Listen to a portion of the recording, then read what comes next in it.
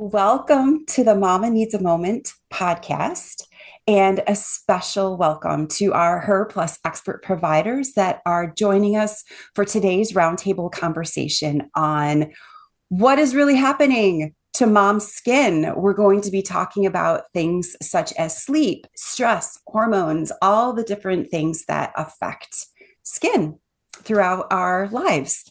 Many moms notice changes like melasma, breakouts, dryness, or sensitivity during different stages of motherhood. In our next several episodes, we're exploring how factors like hormones, stress, sleep deprivation, and perimenopause can affect our skin and which treatments and routines actually make a difference. Before we begin, we'll have each of our experts briefly introduce themselves and share their area of focus. And a quick reminder that our podcast episodes are also available in video format on our YouTube channel. Good morning. Good afternoon. I'm Abby DeVries. I'm a family medicine physician and a certified menopause practitioner here in Durham. I have a practice that's specifically devoted to women in midlife and so deal with lots of issues, including a lot of skin and hair issues as well. So nice to see you. Thanks for having me. I'm Stephanie Opper. I am a licensed esthetician and the owner of a skin spa, Sensational Aesthetics in Wake Forest. I've been practicing for 10 years. I work with moms, women, older women, men and teens as well. And I see this all of the time. So I'm glad to be here. I'm Kate Lehman. I'm a nurse practitioner and certified nurse midwife. And I have been working in the community for about 15 years, attending births and taking care of moms. Recently, I opened up my own practice to focus on some of the areas that I felt were most overlooked in women's health care: early pregnancy, the first postpartum year, and perimenopause. They all have a lot of hormonal changes and a lot of big lifestyle changes. So that has become my area of focus. Farzaneh Rezai. I am a scientist. I'm a microbial formulation scientist, mom to two teenagers. I, post-graduation, once I received my PhD, for about 2 decades, I have worked in various different industry where the focus has been the microbiome of whatever that environment was, whether it's soil microbiome, animal gut microbiome. And a few years ago, I started my own startup, which now I'm focusing on, in general, human microbiome. And my interest is skin microbiome.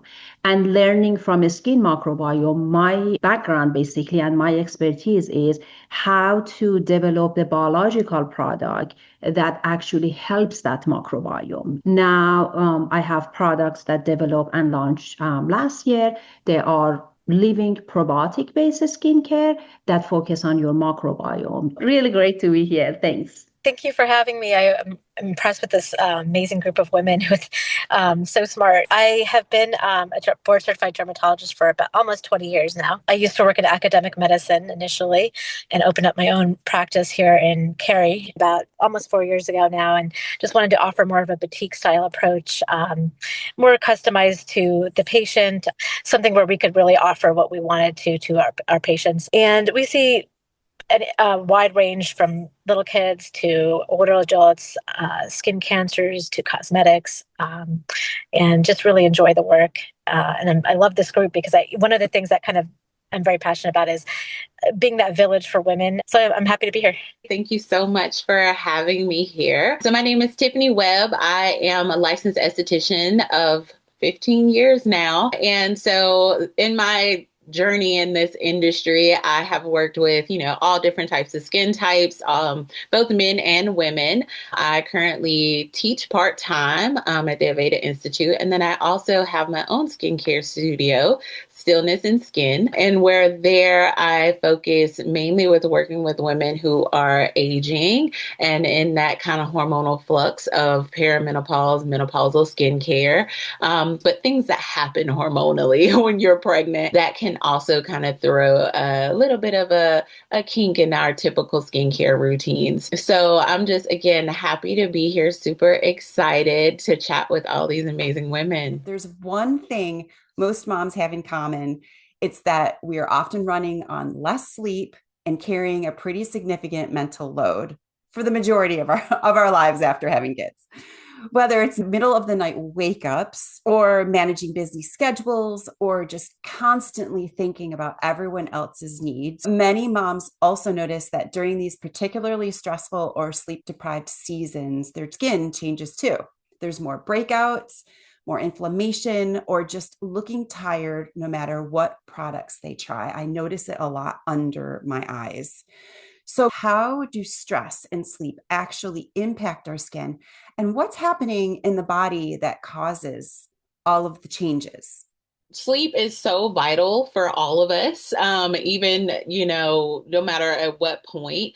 But what happens is when we're lacking that sleep, we're not getting that kind of proper nourishment, even with food. Because I know as a mom, sometimes I'm also like, the things I grab to snack on are not the greatest, right? But I'm just like, I can eat it. I'm on the go. But what begins to happen is we kind of create like this inflammation in the body. Sugar also, which is typically in a lot of the snacks that we may grab, creates glycation in the body, which also then kind of breaks down our collagen and elastin. So our body is slightly inflamed. It's got like this sugar rush that's not really great for our skin. And so during that process, especially you may not be able to regain that sleep, right? But having some conscious moments almost in your day. A lot of what I do also in my practice is about like presence, deep breathing, just really allowing like your body, your nervous system. I know that's kind of like a popular thing right now, but it's very true to allow you to kind of have those moments. So even as a mom, like, okay, if I'm kind of running and maybe I do get like 5 minutes to myself in the bathroom, prioritizing that moment of like, okay, you know what, even as I just sit here, let me just breathe. Don't scroll, because I think that's another thing, right? We get on our social media, we check our emails, and we don't give our brains a moment or our body as a whole just a second to just like, okay, like let it go. Okay, like I don't need to be anywhere. I don't need to do anything. And the amazing thing is that our body, even in like those short bursts of moments, if we can activate that parasympathetic nervous system, which is what's happening when we rest and digest, even in those like a 3 to 5 minute moment, it can be so beneficial to the body itself, which then kind of helps us kind of get some reserves going. Because when we're lacking, right, when we're kind of in that state where we don't have like all that we necessarily need as far as like sleep or nutrition, those like little vital moments, they really do matter. They really do help build us back up, because the body will only like flourish and nourish itself when it kind of has some type of excess, when it's had a moment to rebuild. And so just like I said, pulling those moments, super important. I think there's actually some data showing that if you can get those couple of minutes a couple times during the day, that you'll actually have more restful sleep. Because if you don't find the time when you're awake, your body will find it when you're asleep, and it'll further disrupt your sleep. So I think it's good for kind of just overall lowering your stress level, but also for making sure that you get more restful sleep. The other thing I would say is hydration. Hopefully people can at least be in charge of that, considering electrolytes if you need it, because the hydration will, lack of hydration will make your skin, look more fragile and be more irritated. So prioritizing that, especially if women are nursing and losing lots of fluid that way. And then just thinking about as you age, if you're not sleeping well, if you're, late 30s or older, you could be in perimenopause, and you may have the nighttime awakening with your family responsibilities, but then have trouble falling back asleep. And then considering whether you could be in early perimenopause and whether there's some hormone support that you could need that would help you to get more restful sleep to improve your overall well-being and also your skin. I think that when you sent this topic over, I thought it was really excellent, because stress has a real measurable effect on our skin. And I think that's so fascinating, because stress is something that affects all of us, and we can't eliminate it. We can just control and manage it. And when we think about dermatological skin conditions, it's more than 50% of our skin conditions are affected by our stress. So it's pretty significant numbers. And no matter what medicine or cream or whatever we can give you, if the stress isn't managed, we can't really get to, a cure a relief.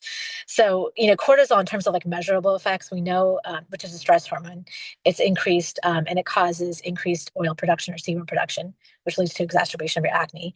We know that it decreases your barrier function in your skin, which also causes more irritation, more exacerbation of your already pre-existing skin conditions like eczema, psoriasis, rosacea, any of those things.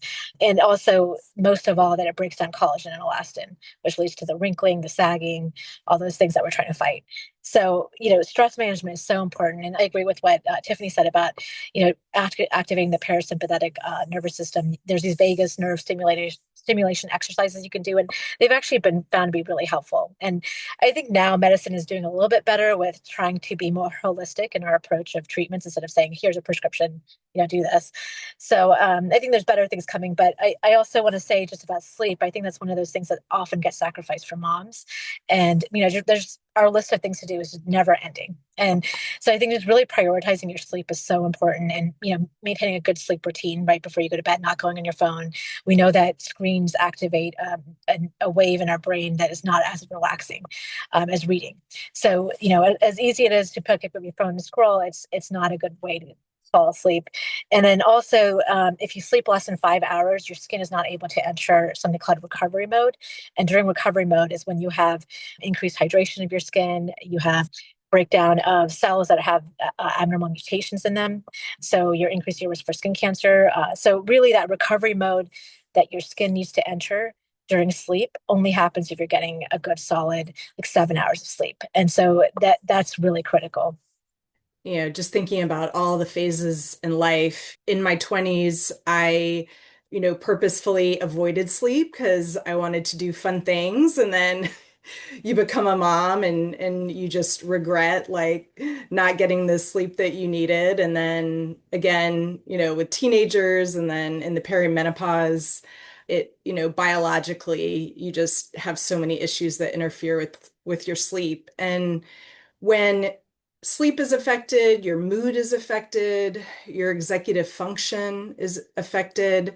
So I really encourage the women that I work with to just simplify their lives and make different lifestyle choices that support them during these transitions. Like automate whatever you can automate, have your groceries delivered, meal kits. You are going to be eating some goldfish, here and there, and that's okay. But, focusing on feeding the gut microbiome, like we talked about, making sure your refrigerator is stocked with fermented foods and prebiotics, lots of fiber, that's so important from like a foundational aspect. Just giving yourself, some grace, just trying to simplify um, and get sleep when you can, naps throughout the day. And we know that things like progesterone and perimenopause are really helpful with sleep. And estrogen can be helpful for any of the vasomotor symptoms like hot flashes. So talking to someone that can help you in those areas is really important. So they call it beauty sleep because that is too that's the time when your skin is rebuilding and repairing itself. But there's just so many things going on that's going to take the hit, right? Because we have a lot of other things that we're doing.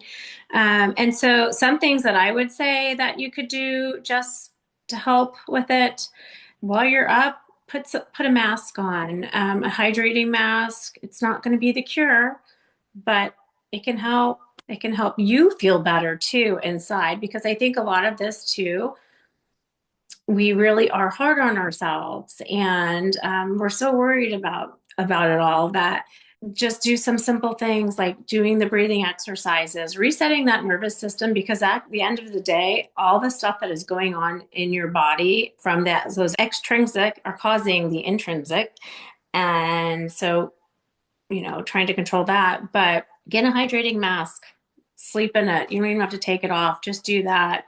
Any lymphatic exercises or detoxes, vibration plates, red light therapy, all of that kind of stuff is really simple and effective just to give you that extra bit and helping with inflammation in your body. Even those, the walking pads, they're inside. You can do things like that. I mean, I would say just, go for the walk around the block. Do it. Push yourself. Just go ahead and do it, because that just little thing like that is going to help as well. Thank you so much for that. I think through this entire thread, what I'm hearing is yes, beauty sleep is real. Sleep is really, really important. And also all the little simple things we hear all the time to take care of ourselves and our body. It matters for our skin too. It's not just for our physical body, but it's also for that biggest organ, as was mentioned, is the skin. So I appreciate that. It's a very important conversation to have. So you heard it here, mamas, go get that rest. Be sure to check out the YouTube channel if you'd like to see the video and all these beautiful faces as we talk about these wonderful topics. And you can always check out herhealthcollective.com and our directory to find these providers and learn more about them and their practice.